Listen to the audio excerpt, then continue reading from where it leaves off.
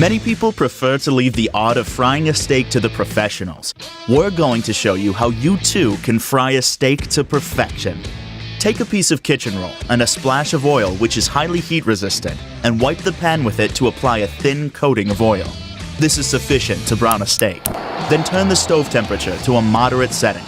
If you're using gas, the flame should be the same size as the base of the pan and should not extend beyond it. It should normally be no longer than 2 to 3 minutes.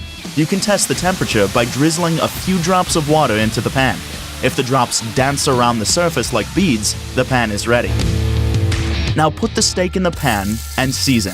The salt will enhance flavor and give the steak a nice and crisp surface.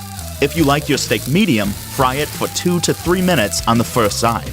When the steak comes away from the pan without sticking, you can turn it carefully. After about 1 minute, turn the temperature down and fry the steak for a further 2 minutes or so. You should leave the steak to rest for a while after frying so that it stays nice and juicy. Put the steak on the center shelf of the oven, preheated to 60 degrees. Leave the steak to rest here for up to 20 minutes at about 60 degrees.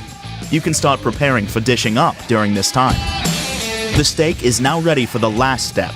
Heat some butter in the pan until it foams, then add the steak.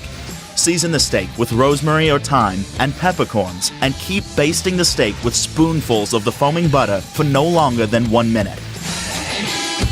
Your perfect steak is now ready to eat. Now that the pan is cooled down, clean it with a little washing up liquid, hot water, and a non-scratch scour pad. We hope you will enjoy frying with your stainless steel pan.